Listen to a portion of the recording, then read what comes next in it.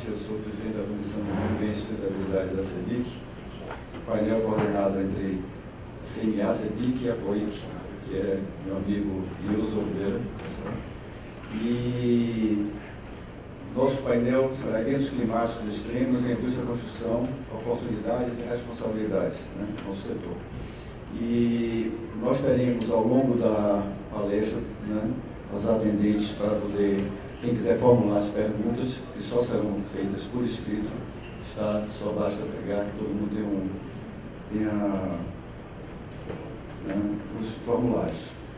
E nós teremos aqui bastante rápidos, vai ser bem dinâmico, por isso que vai ser uma apresentação aqui rápida de colocação. Vou passar a palavra imediatamente para Ilso, meu colega, para apresentar os palestrantes, e a gente vai colocando um a um, depois a gente vai ter a abertura das perguntas, tá bom? E agradecer a presença de todos, agradecer a presença dos nossos palestrantes e amigos aqui, e acredito que teremos um painel bastante interessante. Obrigado. Ilso. Obrigado, Nilson. Bom, primeiramente, boa tarde a todos, sejam muito bem-vindos, muito obrigado aí pela presença, né? Nos honrar aqui com a presença de vocês. São muitos painéis, né? Então, vocês terem escolhido participar desse painel aqui já é uma grande alegria para nós. Então, muito obrigado. Bom, como nosso tempo é curto, eu vou fugir um pouquinho aqui do programado e já vou fazer a seguinte sequência. Na medida que eu apresentar cada palestrante, eu já vou pedir a ele que faça a exposição dele e depois ele me retorna, eu apresento o segundo, peço a exposição para que a gente ganhe tempo, porque o mais importante para nós é ouvir o que eles têm a trazer para nós. Ok? Então vamos lá. Bom, primeiramente, eu quero apresentar o Silvio Barros. O Silvio, ele é ex-prefeito de Maringá, é consultor da CEBIC no projeto Futuro da Minha Cidade. Então, ele tem, além de uma vivência, uma experiência muito grande sobre esse tema, ele teve também a oportunidade de administrar, né, enquanto prefeito de Maringá, situações similares, né, a que nós vamos discutir hoje aqui. Então, Silvio, muito obrigado aí pela presença, muito obrigado por trazer para nós aqui, dividir conosco esse conhecimento. Então, passo para você e está contigo aí. Obrigado, presidente. Espero que vocês consigam me ouvir. Então, às vezes, nem eu mesmo estou. Mas, em síntese, o que eu queria colocar a vocês é o seguinte: nós vamos estar discutindo aqui responsabilidade da engenharia no que diz respeito a extremos eventos climáticos. E o que eu queria começar é fazendo uma observação. A ONU demorou para envolver os municípios, os gestores municipais, nesse processo. A Agenda 2030 foi assinada com os presidentes da República em setembro de 2015, mas a gente acabou descobrindo que 65% das metas da Agenda 2030 são resolvidas no nível municipal. E os prefeitos só foram envolvidos nisso muito tempo depois. Em 2018, pela primeira vez, o IPCC, Painel Intergovernamental de Mudanças Climáticas, fez uma reunião com gestores municipais para discutir problemas climáticos. Só em 2018. Essa reunião foi no Canadá e eu tive a oportunidade de estar presente.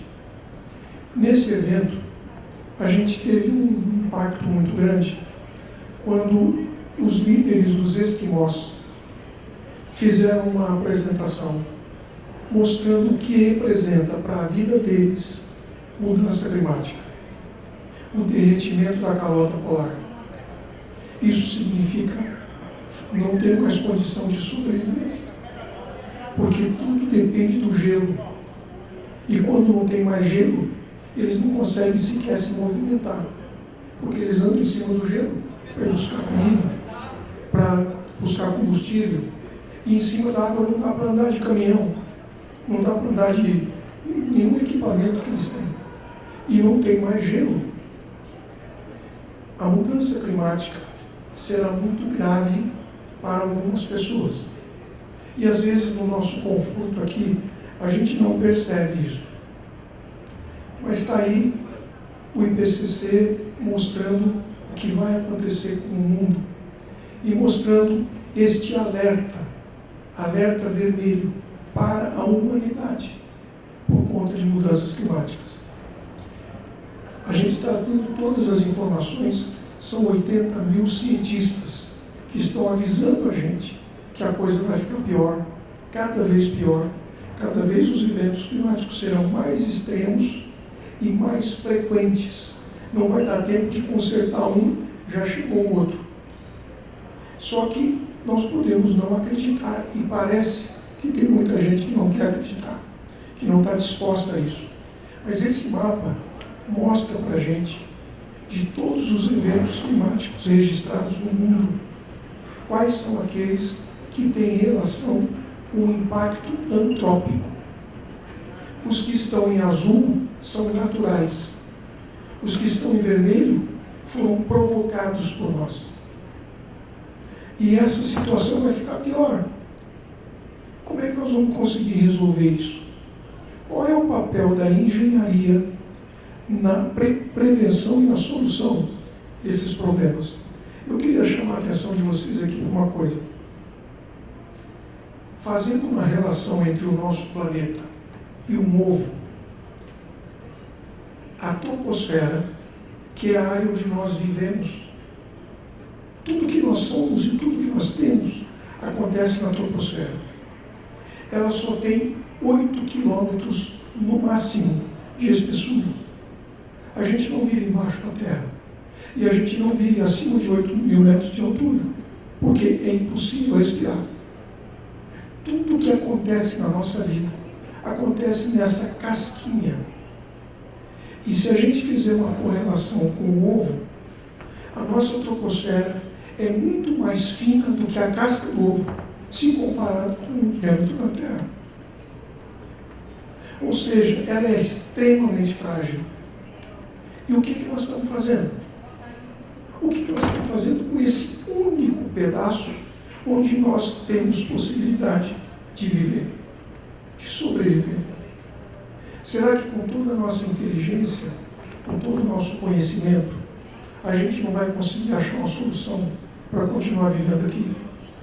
Nós vamos continuar deteriorando nessa proporção de eventos climáticos, com impacto humano, e tornar esse lugar impossível de ser habitado.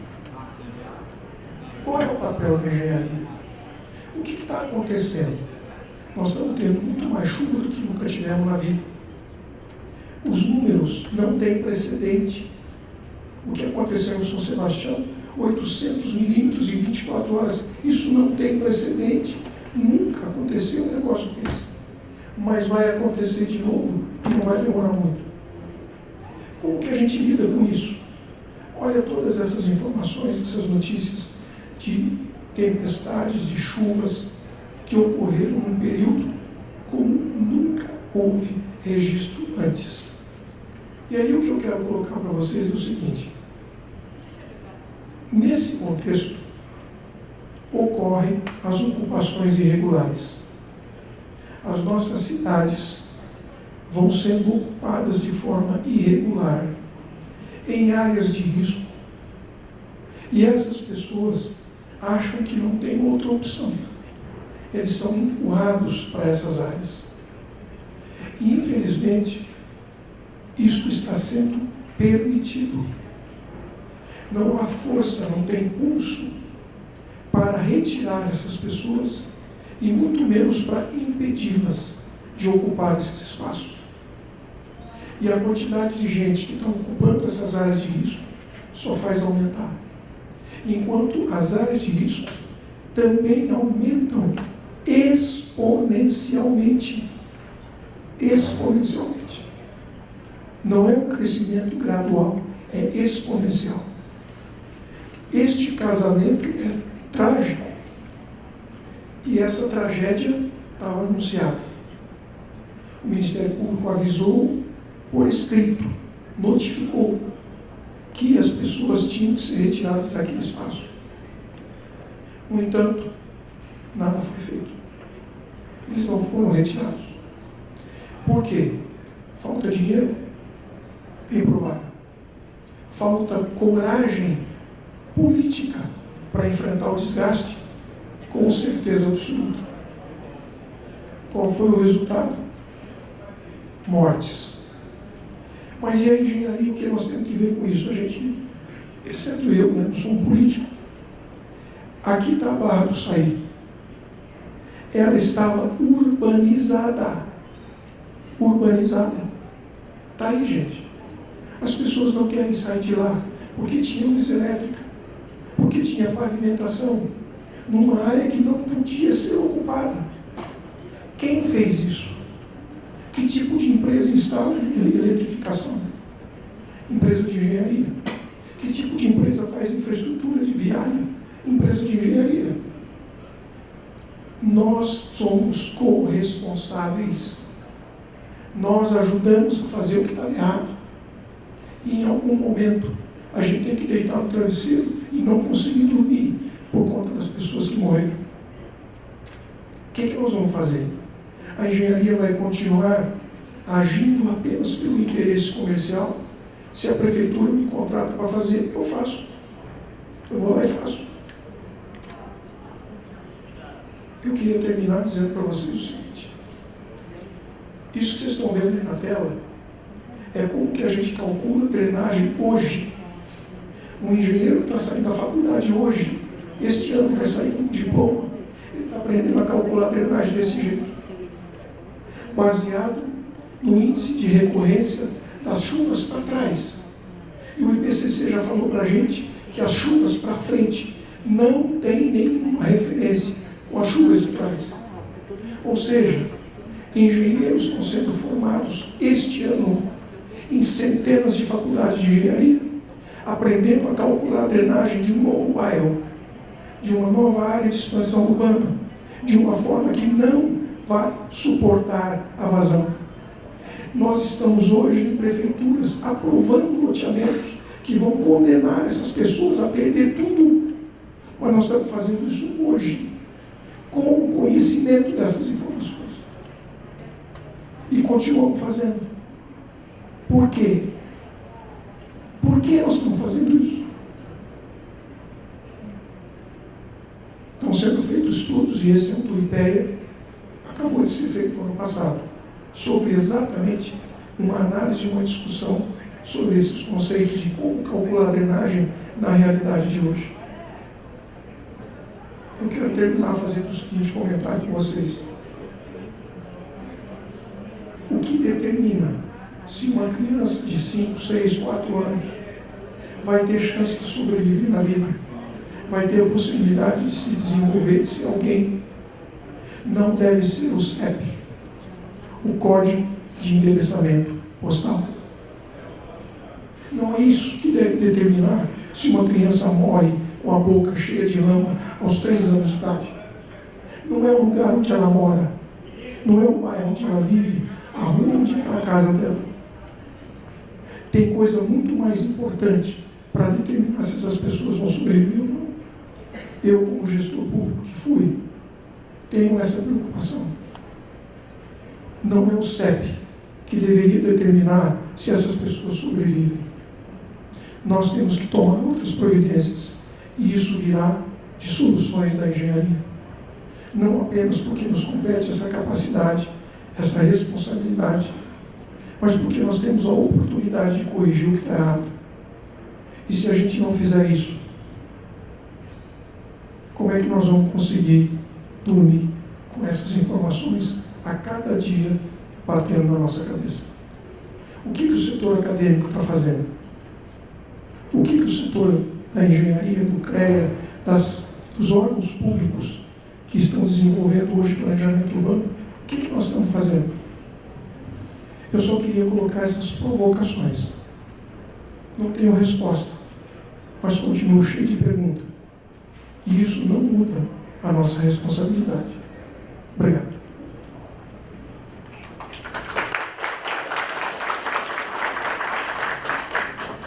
Muito obrigado, Silvio. Parabéns aí a você. Nós tivemos um tempo aí infinitamente curto para falar sobre um problema tão grave, tão sério, né? Mas é o tempo que nós dispomos e vamos em frente. Então, eu queria agora apresentar a nossa segunda palestrante, que é a Patrícia Bosson, que é presidente da Comissão Técnica de Recursos Hídricos e Saneamento da Sociedade Mineira dos Engenheiros. E a Patrícia, ela é também membro do Comitê de Inteligência Estratégica da Comissão de Obras Industriais da CEBIC, que eu presido, então tenho a honra de tê-la lá no comitê como minha colega. Então, está com você aí, Patrícia. Obrigada. Boa tarde a todos. Agradecer aqui esse link pelo convite e dar os parabéns também por ter colocado esse tema em pauta, um tema tão importante. A minha fala aqui é muito a respeito do que foi iniciado aqui também pelo Silvio, o papel da engenharia, mas colocar a importância da engenharia. A má engenharia é ruim, mas sem engenharia é pior ainda. Então, eu acho que a gente deve colocar a questão das mudanças climáticas, principalmente para um país feito Brasil, que tem uma matriz energética muito limpa, e tirando a questão do desmatamento, é um país que até contribui muito bem para não mudanças climáticas, né? A gente trabalha até bem tirando essa questão do desmatamento. Então, mudança climática e emergência climática no país feito Brasil é segurança hídrica. Não é nada mais do que isso, é segurança hídrica, é onde nós todos temos que investir, é onde nós todos temos que trabalhar, muito mais que no controle de emissões, nós temos que trabalhar com segurança hídrica. E segurança hídrica é isso que foi colocado aqui. É água de menos, né? Não foi dito, mas morre muita gente por água de menos. São oportunidades de negócio que são perdidas, desenvolvimento, regiões abandonadas, famílias desfeitas por conta de água de menos. Assim como tem, como foi muito bem colocado, águas demais, né? E nós estamos tendo, por conta das variações e das emergências climáticas, esses eventos cada vez mais intensos e cada vez mais frequentes, né? Eles estão acontecendo cada vez mais vezes e com cada vez maior intensidade. E para uma segurança hídrica, que é a nossa resposta que nós devemos dar em relação ao que nós estamos vivendo nesses tempos de emergências climáticas, é infraestrutura hídrica. A infraestrutura hídrica de qualquer tamanho e possibilidade. A infraestrutura hídrica tradicional, a infraestrutura hídrica baseada nos ensinamentos da natureza. A infraestrutura hídrica é a resposta que nós podemos dar tanto para a água de menos como para a água de mais. Na água de menos, nós temos os barramentos, os açudes, que garante água para as populações em período de falta de chuva. Para águas de mais, nós temos que ter o caminho das chuvas, fazer essa regulação. A infraestrutura hídrica é tudo aquilo que, digamos, entre aspas, educa a água, conduz a água, guarda a água, coloque a água da maneira mais adequada para a nossa sobrevivência. E infraestrutura hídrica é engenharia, né? Engenharia, a arte de engenhar soluções. Segurança hídrica, então, é segurança alimentar, segurança hídrica é segurança energética, nosso país tem uma matriz hidráulica pujante, segurança hídrica é qualidade de vida e segurança hídrica é justiça social. Onde não tem infraestrutura hídrica, e eu gosto muito dessa foto aí de baixo, porque de um lado é um bairro de CEP da Zona Sul, viu, Silvio? E do outro é um bairro de um CEP, no mesmo lugar, mas que não tem infraestrutura hídrica. Então é ali do lado direito que morrem as pessoas, porque não tem uma condução, não tem drenagem urbana, e do outro lado é onde tem uma drenagem urbana muito bem feita. Então, a lata d'água na cabeça, o menino brincando em poça de esgoto, Isso tudo é resultado da falta de infraestrutura hídrica. Onde não tem infraestrutura hídrica, tem miséria, tem morte. Então, a falta de engenharia mata. A urbanização é um fato, por isso que ocupa-se qualquer lugar. Nós somos, não somos o animal mais forte da Terra, mas fomos aquele que conseguiu, à medida da convivência, passar conhecimento de uma geração para outra. Então, a urbanização é o que nos faz ser fortes, ser sobreviventes, porque a gente vai convivendo uns com os outros e vai passando conhecimento.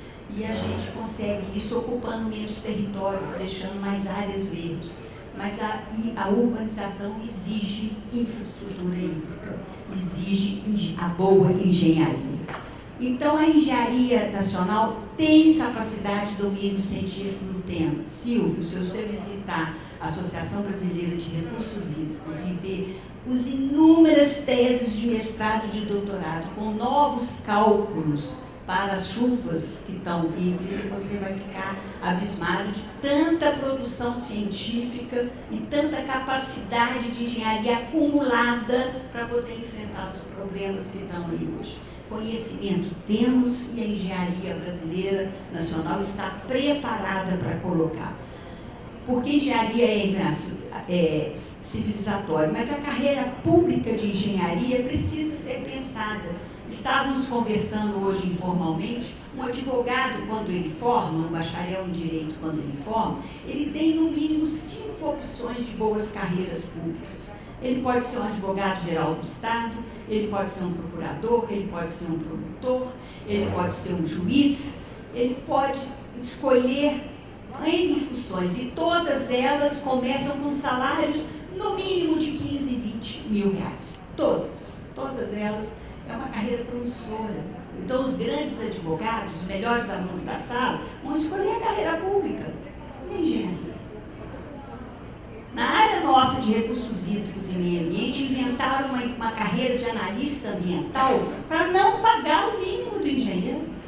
E aí o analista ambiental é qualquer formação, desde a mais complexa, porque para você ser um engenheiro hidrólogo, você tem que ter uma especialização no mínimo. O melhor é mestrado e doutorado. E para você começar uma carreira ganhando 3 mil reais, 2 mil reais, você não faz isso. Você vai para a área primária. Então, existe engenharia e existe conhecimento de engenharia. O que não temos é uma carreira de engenharia, é a valorização da engenharia, que é, inclusive, a meta, a bandeira da nossa presidente da Sociedade Mineira dos Engenheiros, a Virgínia, que está aqui presente, que assumiu a Sociedade Mineira dos Engenheiros com essa vocação.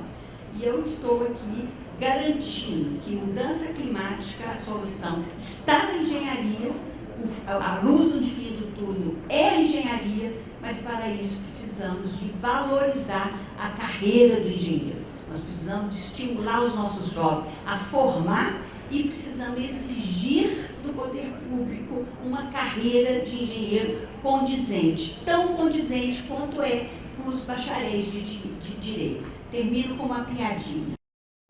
Deus, para castigo dos infiéis, deu ao Egito gafanhotos e ao Brasil bacharéis.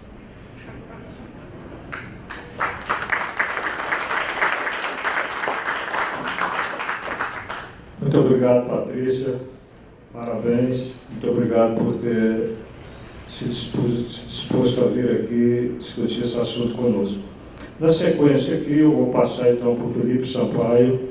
O Felipe é diretor da Agência Nacional de Águas e Saneamento, a ANA, que vai dar a sua visão para nós aí sobre esse tema. Está com você, Felipe.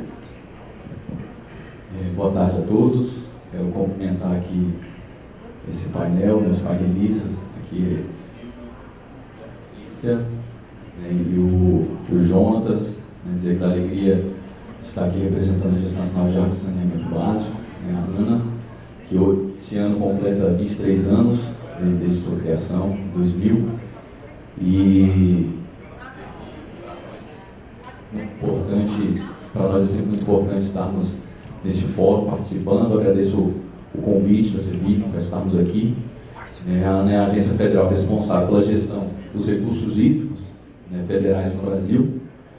Nosso papel fundamental, acho que muito bem colocado aqui pela Patrícia, é garantir a segurança hídrica no Brasil, né, e a segurança hídrica, de forma bem simples, né, ela pode ser conceituada como as atividades econômicas, né, e garantir, né, que as atividades econômicas e que a população tenha acesso à água em quantidade e em qualidade necessária, né. Então temos diversos usos da água, seja para o uso de abastecimento humano, dessedentação animal, né, como usado na nossa águas,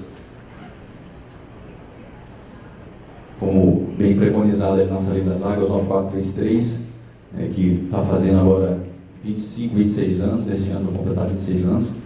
Né, então a gente tem diversos usos aí, seja com hidrovia, seja eventualmente para até mesmo turismo.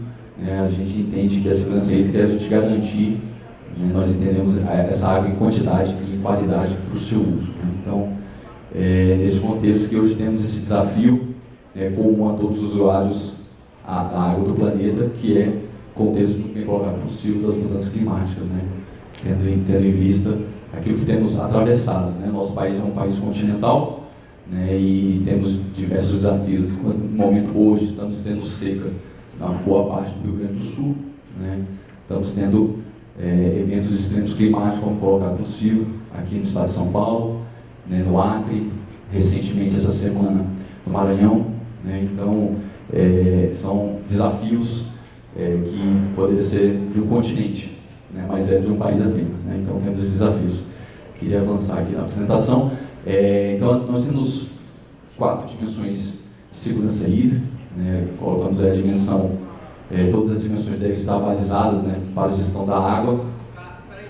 É fundamental nessas dimensões, né, a sinergia entre elas, né, a interação entre esses fatores. É fundamental também a gente sempre estar analisando e observando, né, a questão da mudança climática, quando, por exemplo, a ANA emite uma outorga, né, como muito bem colocado pelo Silvio, temos, né, como o IPCC diz, né, não temos que nos basear na água que já passou, mas sim olhar para frente, naquilo que nós estamos prevendo e percebendo, né, essas variedades. Então, dá esse destaque que hoje a segurança hídrica deve considerar os cenários adversos, os cenários da mudança climática, né? Então, segundo a ONU, né, as mudanças climáticas elas podem ser definidas como transformações a longo prazo nos padrões de temperatura e clima, né? A análise e esse monitoramento desses fenômenos permitem que os órgãos reguladores, seja a Agência Reguladora Federal, como é o caso da ANA, sejam as entidades reguladoras infranacionais, que são executores da Política Nacional de Recursos Hídricos, tomem ciência, né, de possíveis cenários futuros e adversos e possam se adaptar, né, às suas ações e as formas de mitigar esses efeitos adversos dos cenários que podem trazer. E pegando especificamente na questão do impacto, né, dos custos setoriais, trago aqui a questão do saneamento básico, né. A gente tem esse desafio desde a aprovação do Marco Legal de Saneamento Básico em julho de 2020, de edição de normas de referência. Então, o tratamento de água e esgoto foca em buscar indicadores bioquímicos e de turbidez que tornem a água adequada para o consumo humano. E, no caso do esgoto, aderente ao nível de enquadramento do corpo hídrico, onde ele será despejado. Né? Dando um exemplo bem prático, a gente tem que observar as mudanças climáticas, né, nesse cenário de saneamento. Por exemplo, aqueles que possuem, por exemplo, uma piscina na casa de vocês, né, aqueles que já tiveram, que fazem a gestão, né, de uma piscina, sabe que quando chove mais, muda o pH da água, pode alterar, né, e você precisa ter mais custos, por exemplo, se você não tampa a piscina, não cobre a piscina, então isso tudo influencia. Né? Imagine agora, então, saímos de uma proporção micro de uma piscina para uma drenagem urbana, né, para um rio federal, seja estadual. Então temos todos esses desafios para cuidar, para ter o manejo e nos preocuparmos disso. Então, desse modo, a variações de temperatura e outros indicadores climáticos afetam a eficácia dos produtos químicos e os processos de tratamento possam tratar indicadores bioquímicos, né? Então, nesse sentido, as mudanças climáticas tornam-se cada vez mais visíveis à nossa sociedade, né? Estivemos agora no Dia Mundial da Água na Conferência Nacional, né? Na Conferência Mundial da ONU, né? E podemos ver diversas palestras e diversos seminários nesse sentido, alertando sobre a questão das mudanças climáticas, como isso afeta o consumo e a qualidade da nossa água, né? Esses eventos extremos geram mortes, como muito bem colocado aqui pelo Silvio, né? Geram danos econômicos, né, para a região, para a cidade que foi afetada, né? Os empreendimentos locais são afetados, destruições de cidades, como vimos aqui nas fotos que foram mostradas na primeira apresentação. Então, agora, entrando um pouco, já caminhando para o fim, como podemos mitigar, né, esses efeitos, como que nós podemos reduzir, né, os efeitos das mudanças climáticas. Na Agência Nacional de Águas, a gente aprovou, fez uma alteração no nosso regimento interno, criamos uma coordenação para tratar das questões climáticas, para elaborações desses estudos, dedicada a essa análise no âmbito dos recursos hídricos, né? Isso tem sido levado em consideração para a emissão das outorgas, né, que fazemos lá cerca de 4 mil outorgas por ano. Então, mas assim, pensando na mitigação desses efeitos, né, primeira parte, podemos pensar na previsão contratual para investimentos devidos a desastres naturais. Acho que é muito importante avaliarmos isso, né? Hoje, grande parte dos contratos de infraestrutura atribui o risco ao privado, o risco climático. Então, no entanto, é importante que esse risco seja compartilhado com o público e que sejam criados mecanismos de reequilíbrio dos contratos de forma automática, criando celeridade nos casos emergenciais. Outro ponto importante também para a mitigação dos eventos climáticos, né, extremos, são os avanços de seguros climáticos, que é uma discussão em outros países já bem avançada, e aqui no Brasil ainda é muito incipiente essa discussão. Precisamos avançar nisso. Esses seguros podem se tornar eventualmente parte obrigatória em contratos de concessão e até para o poder público, né, onde pode se manter uma apólice, lidar com eventos extremos. Então isso é muito importante avançar nessa discussão também. E por último aqui, um outro fator importante na mitigação de mudanças climáticas é a construção de obras e projetos de infraestruturas resilientes, né, muito bem colocado aqui pela Patrícia, importância da engenharia nesse processo, fundamental, construção de projetos resilientes, né? Então hoje os projetos devem ser pensados e estruturados com foco na resiliência, olhando para o futuro, né, desses eventos adversos, extremos, de forma que em alguns cenários, né, nós possamos, cenários até mais adversos, sejam contemplados no planejamento de infraestrutura local da cidade, essa possibilidade, né, de projetos mais resilientes. E além disso tudo, né, eu queria destacar também, buscar obras e projetos complementares é fundamental, né, seja por meio, eventualmente, de PPPs, concessões, mas dados os últimos eventos extremos vividos no Brasil, é importante que essas ações sejam mais presentes no planejamento do país, né? Então, a gente queria ressaltar isso. Então, eu, com todo o meu tempo, eu agradeço aqui e estou à disposição.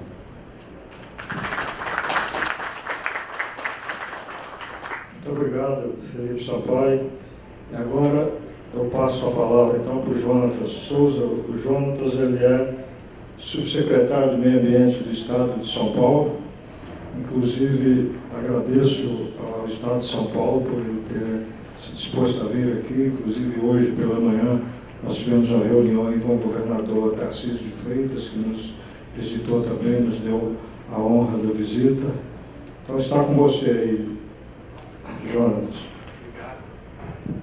Obrigado pelo convite, Marceli, que acho que é um privilégio fazer parte de um evento desse, até para falar um pouquinho do que o Estado está trabalhando em relação à situação. Acho que a fala do Silvio foi muito forte e aumenta ainda mais a responsabilidade. Essa responsabilidade nós já tínhamos consciência, né, porque participamos ativamente da mitigação da situação posta no litoral, com a presença forte do Estado, o compromisso do governador de atuar, e pensar numa política de Estado que vise diminuir, eventos, não no evento em si, mas diminuir as situações indesejáveis como a morte de pessoas.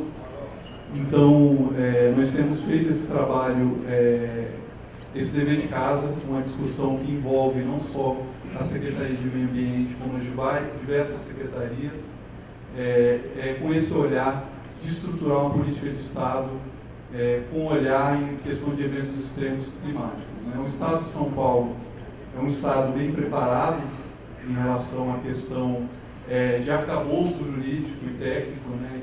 Nós temos políticas públicas bem estruturadas, né? Nós temos um plano de ação climática que foi publicado no final do ano passado, e nós abraçamos esse plano de ação climática antes mesmo do evento no litoral como um plano com um olhar transversal na Secretaria. Então, as ações que estão previstas naquele plano, nós temos trabalhado no detalhamento da execução desse plano, com as ações e subações ali estabelecidas, né, com um olhar de governança, com um olhar de política pública, uma política de Estado, não uma política de governo. Nós temos alguns instrumentos já instituídos, como o zoneamento ecológico e econômico, que é um instrumento que ajuda, auxilia, em especial os municípios, ter um olhar no território e trabalhar nos seus planos diretores com um olhar que, nas diversas interfaces que esse zoneamento estabelece, né, e com a responsabilidade também que os municípios têm, um papel fundamental, né, como foi bem colocado pelo Silvio, um papel compartilhado do Estado e do município nesse olhar, por exemplo, de ocupação irregular. Né? Então, trabalhar e pensar em mitigar esse tipo de impacto é olhar para o território, olhar para aquela população fragilizada e trabalhar para que aquela população saia desse tipo de condição e tenha uma condição de vida melhor. Né? Além disso, nós temos também a plataforma de gestão de risco, né? É algo que a gente vinha trabalhando também, e a gente já está no momento final para poder lançar essa plataforma. É uma plataforma desenvolvida no âmbito do Instituto de Pesquisas Ambientais, que é vinculado à Secretaria de Meio Ambiente, Infraestrutura e Logística. Então, esse olhar, ele é um olhar integrado e um olhar transversal. Né? E aí, quando a gente fala em evento climático extremo, a gente sabe que a frequência desses eventos vai aumentar. Né? Como foi bem colocado aqui pelo Silvio, é um evento que foge a qualquer padrão observado antes. Então, as estruturas, as construções, todas vão ter que ser pensadas com a resiliência numa condição, num patamar muito superior que a gente vinha trabalhando. Então, características, né, de períodos de seca, né, como já foi bem colocado, ou períodos de chuvas extremas. Né? Eu tive a oportunidade, pelo fato de ter vindo do governo federal, ter viajado muito pelo Brasil, em especial para a região da Amazônia, vi muita chuva pesada na Amazônia, mas nunca imaginei que pudesse ter uma chuva tão intensa como ocorreu aqui no litoral de São Paulo. Né? A chuva na Amazônia, quando chove à noite, por exemplo, parece que o mundo vai acabar. No outro dia parece que não aconteceu nada, porque a floresta realmente ela consegue absorver, né, as características do solo, das rochas, é muito diferenciado. Mas quando você chega numa região, né, como essa, com declividade elevada, com condição de solo fragilizado, com risco associado, você vê as fragilidades que tem uma condição dessa estadual. Né? Então, como eu disse, o plano ele foi publicado no final do ano passado. Nós temos esse esforço de planejamento e implementação das ações do plano, né? E realmente olhar com essa transversalidade que eu citei. Esse plano ele é associado a demais planos, então ele tem realmente uma interface. Por exemplo, um plano de adaptação, que é outro plano que nós estamos trabalhando, e temos a expectativa, o plano de adaptação climática está concluído no final do ano. Essa é a nossa expectativa. É um trabalho que está sendo desenvolvido com a GIZ. O plano de energia que está sendo desenvolvido agora, está sendo trabalhado nesse momento, né, e o zoneamento que nós já dispomos. Além disso, vale destacar que o foco do plano, ele olha para os setores, né, transporte, agricultura, energia, resíduos, indústria, finanças verdes, com o objetivo de estabelecer ações que sejam aderentes a cada setor econômico. Né? Então, o nosso objetivo é realmente fomentar as atividades de inovação do baixo carbono, né? E isso a gente tem que fazer dentro de uma perspectiva de compromisso que o Estado assumiu ao longo do tempo. Né? Nós temos a política estadual, nós temos o plano de ação climática que foi publicado e a expectativa de também publicar esse plano de adaptação. Né? Muito com essa questão, a necessidade de uma governança com as subsecretarias que estão vinculadas à Secretaria de Meio Ambiente e as demais secretarias como a de Habitação, Defesa Civil, entre outros. A gente tem uma trajetória para descarbonização estabelecida pelo Estado, dentro do compromisso que foi assumido, e nós vamos perseguir o alcance dessa trajetória ao longo do tempo, o compromisso até 2050. Mas a gente quer, e esse tem sido a discussão interna, trazer escala para as políticas públicas, ou seja, buscar formas de financiamento, de apoio da iniciativa privada, seja de quem possa apoiar o desenvolvimento dessas políticas com o objetivo de melhorar a questão da resiliência e da adaptação climática. E aí, nesse sentido, a gente enxerga em São Paulo um diferencial em relação ao perfil de emissão, olhando aí em relação ao Brasil, tem uma diferença significativa, em especial considerando transporte, a questão de resíduos, energia também tem um impacto aí significativo, e aí um desafio dos setores de participarem desse compromisso aí junto com o Estado, para poder realmente diminuir as emissões de gases de efeito de estufa. Então, como eu já falei, tem um compromisso do Estado frente a esse desafio, de pensar nessas condições de adaptação e de resiliência climática. E aí, esse conjunto de ações propostas visa reduzir 79% das emissões projetadas para o ano de 2050. Esse foi o compromisso assumido pelo Estado de São Paulo, e é um compromisso que vai ser perseguido com muita firmeza, pensando em soluções integradas.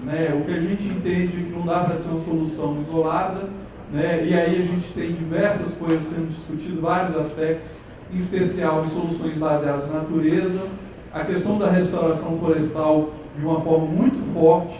Nós queremos trazer escala no estabelecimento de corredores ecológicos, na retenção de carbono, na recuperação do solo, na construção de construções inteligentes, na questão de produção de água, por meio da recuperação de bacias, pensando na engenharia resiliente, energia renovável, consumo consciente, dentre outros aspectos aí que a gente entende que possam agregar nesse contexto. A gente tem divulgado as ações que a gente já tem realizado nesses poucos meses aí de gestão. Nós temos um desafio aí, por exemplo, de trazer melhorias na condição de qualidade da água do Tietê, e de também trazer a resiliência para o Tietê, evitando-se as questões relacionadas a enchentes. E aí a gente tem um desafio aí que é um compromisso, uma necessidade de retirada das pessoas dessas áreas de risco, vai ser um desafio grande aí junto com os municípios, para que evite tragédias aí associadas à ocupação irregular. A educação ambiental como algo transversal, algo para a gente conversar com a sociedade, conversar nas escolas, e conversar com todos os públicos que a gente possa alcançar, para conscientizar as pessoas da importância das ações em relação à questão da resiliência e adaptação climática. E para finalizar, vamos adiantar do tempo, essas ações elas estão sendo trabalhadas com olhar no território. Então, esse olhar territorializado é importante para que a gente entenda e enxergue onde é que a gente tem que trabalhar de forma mais intensa. Nós não vamos conseguir atacar todas as áreas ao mesmo tempo, então a gente tem que priorizar aquelas áreas dentro de uma perspectiva de maior fragilidade. Então, o zoneamento ecológico e econômico, nessa perspectiva, visa ajudar nesse contexto, e também o nosso painel de plataforma de pesquisa e serviços, ela vai auxiliar também na identificação dessas áreas, que são áreas mapeadas, áreas identificadas e reconhecidas, com o objetivo de traçar estratégias de ataque bastante robustas para a mitigação, e o monitoramento e atuação direta do Estado, buscando parcerias e buscando financiamento. Uma das coisas que a gente tem estudado nos últimos, pelo menos no último mês, é a questão de fontes de financiamento, porque o desafio é tão grande que só fonte de recurso do Estado não é possível resolver as situações postas. Então, buscar financiamento é importante nesse contexto. Então, trabalhar com as fontes de financiamento, seja para recuperar áreas, seja para atuar nessa questão de retirada de pessoas de área de risco, é muito importante ter o financiamento para que as coisas aconteçam no tempo e na hora necessários. A gente sabe a dificuldade do poder público de agir pela máquina estatal, pelo peso, por tudo que tem que ser feito, cumprido em relação às legislações, mas a gente sabe que também a gente tem que tentar formas de acelerar esse processo. Então, uma das formas é buscar projetos, buscar financiamentos para atacar as situações. E aí, para finalizar, é só para mostrar um spoiler, que a gente não lançou ainda. Nós já estamos com um painel aí em teste, a plataforma instalada aqui na Vila Mariana, uma estrutura do Instituto de Pesquisas Ambientais, em que a gente tem todo o mapeamento daquelas áreas que já foram identificadas e tem um trabalho também de ir alimentando essa base de dados para trazer informação, seja para a Defesa Civil, seja para o nosso planejamento em relação a essas áreas de risco. Então, nós estamos no momento de teste do software, teste da instalação que foi feita agora recente. Depois desse evento, já vou lá para ver como é que está a situação dos testes que estão sendo realizados pela equipe, para ter realmente mais uma ferramenta para apoiar essa gestão de risco no Estado de São Paulo. Então, basicamente era isso, agradecer e colocar à disposição. Muito obrigado, Jonatas. Pessoal, é o seguinte, nós estamos um pouquinho atrasados aqui e nós temos que necessariamente encerrar às 16 horas o nosso painel, porque vai entrar um outro painel aqui na sala. Então, a nossa programação estava na seguinte sequência. Nós tínhamos agora uma sessão de perguntas monitoradas, que eu ia fazer aqui para os palestrantes, e nós tínhamos depois uma outra sessão de perguntas do público. Então, eu queria recombinar com vocês aqui o seguinte: nós fazemos as perguntas monitoradas, eu peço que vocês sejam ágeis na resposta, e, se você concordar, Nilson, as perguntas do público, se tiver identificado o endereço, a gente pede aos palestrantes para responder depois e encaminhamos ao público as perguntas que eles fizeram. Vamos assim? Ok. Bom, então vamos logo às perguntas. Eu peço que vocês sejam breves também nas respostas.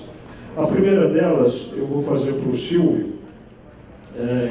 Gostaria, Silvio, que você falasse um pouco para nós quais os principais desafios de um gestor público para trabalhar todo esse contexto, e como que a gente devia dar uma sequência nesse programa, por exemplo, o que as instituições poderiam fazer, no sentido de que essa discussão que nós tivemos aqui hoje não morresse aqui, que a gente conseguisse evoluir de uma forma que pudéssemos trazer algum benefício aí para a sociedade brasileira.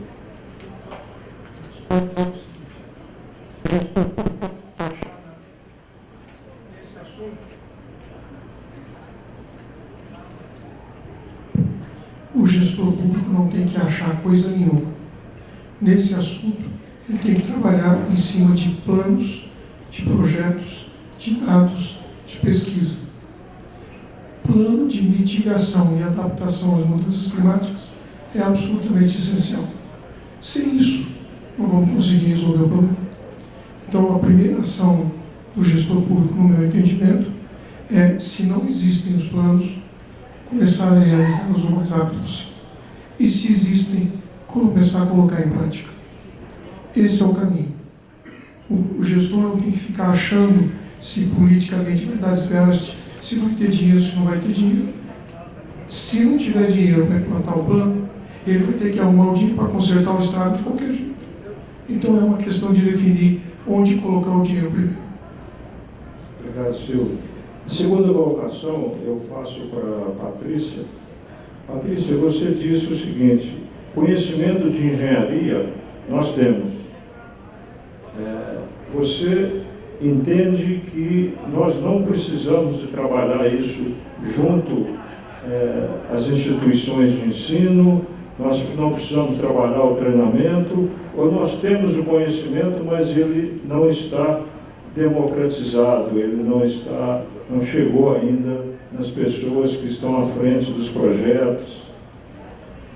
Bom, conhecimento nós temos. Eu faço parte da Associação Brasileira de Recursos Hídricos e quem visitar lá os trabalhos que são apresentados no simpósio vai ficar muito bem impressionado como que nós estamos muito avançados, inclusive mudando totalmente a questão da drenagem urbana, que antes era empurrar a água para mais longe, o mais rápido possível. Isso já mudou completamente. Eu aprendi assim, mas isso já mudou completamente e tem muitos trabalhos com soluções baseadas na natureza. Então, eu acho que faltam duas coisas e aí nós precisamos trabalhar isso bem. Falta uma carreira pública de engenharia. O engenheiro não é atraído para os órgãos públicos, para as instituições públicas, e essas instituições precisam. É por falta de bons engenheiros que muitas vezes os loteamentos são aprovados em áreas impróprias, porque não tem um bom engenheiro dentro das prefeituras, dentro dos órgãos públicos, para poder alertar a sua indústria. Então, falta essa carreira. E falta também, para mim, eu acho, levar a questão da drenagem urbana a sério. Drenagem urbana é um serviço público, tal como tirar o lixo da frente da casa, levar o seu esgoto, trazer água. Tem que ter taxa, tem que ter tarifa, tem que ter atração de financiamento e de gestão e de engenharia para esse serviço público chamado drenagem urbana. Você escolhe morar numa cidade e não quer pagar para alguém tirar a água da chuva e ela não acontecer. Você tem que fazer isso tem que acontecer da forma justa, quem paga mais, quem paga menos, tudo direitinho, tudo bem feito, mas não pode fingir que não existe esse serviço público chamado drenagem urbana. Isso é um serviço público que precisa. Conhecimento nós temos. Obrigado, Patrícia. Então, a outra pergunta aqui vai para o Felipe. Felipe, como perspectiva de futuro, o que a ANA tem algum plano de promover alguma ação específica para esse desafio trazido pelas mudanças climáticas? Obrigado pela pergunta. Como eu pude dizer rapidamente na minha fala, a gente, ano passado, instituímos, no âmbito da Superintendência de Estudos Socioeconômicos, a coordenação de mudanças climáticas. Então, depois de 23 anos, a ANA de existência, criou essa coordenação, né, e dentro dessa equipe, a equipe está focada em modelar os impactos das mudanças climáticas, dos recursos hídricos, viu? E isso quer dizer que estamos atentos às alterações, né, nos padrões de uso da água, da disponibilidade hídrica, né. Agora, estamos como colocado, nós estamos com a nossa agenda regulatória extensa. Nesse ano de 2022, nós temos 12 normas de referência para publicar, né, na questão do saneamento básico, e um dos componentes do saneamento básico, como colocado, né, é a drenagem urbana, e precisamos avançar nisso, né. Essa norma de referência está prevista para o ano que vem, 2024, né, então a equipe está engajada nesse sentido e atenta a e sensível à importância desse tema, para a oportunidade de avançar. Ok, obrigado, Felipe. E a última colocação aqui vai para o Jonatas.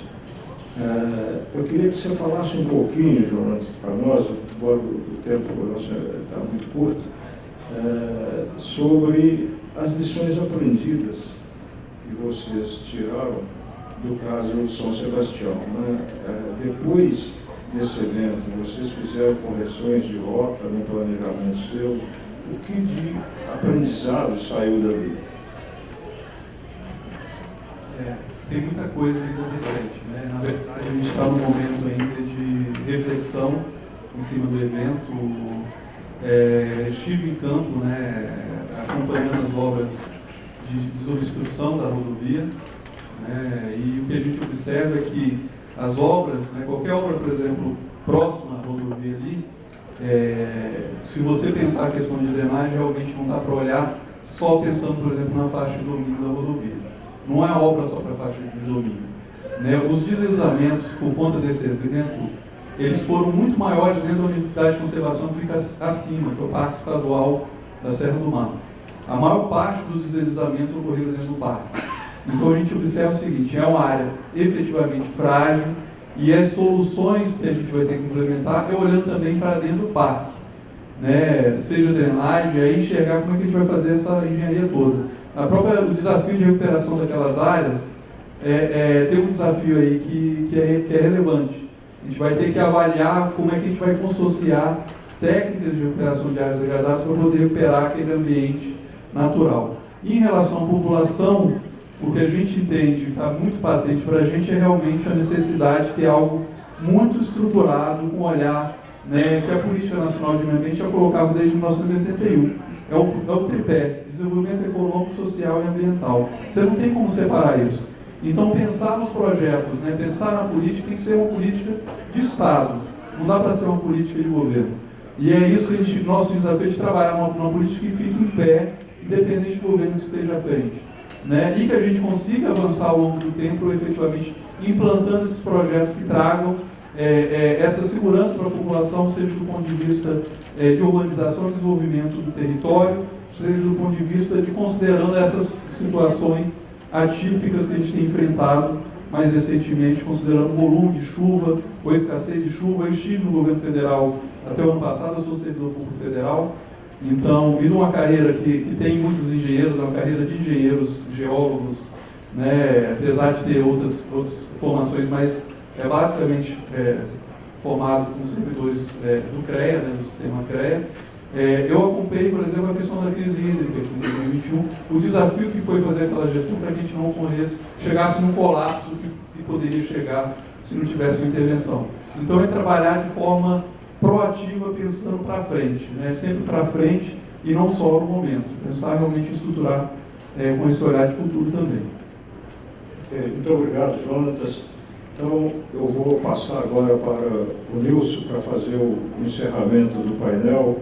Dar alguns avisos aí que ia ficar por mim, estou deixando contigo aí, Nilson. Ok, vamos ser objetivos. Eu estou aqui com a pergunta de Paulo Alex Turco, vou passar aqui para Silvio, para ele, né, interessado no e-mail. Né, agradecer a todos os palestrantes mais uma vez, né, e obrigado pelo poder de síntese. Realmente tem um assunto igual esse, bem profundo, e de ser bastante.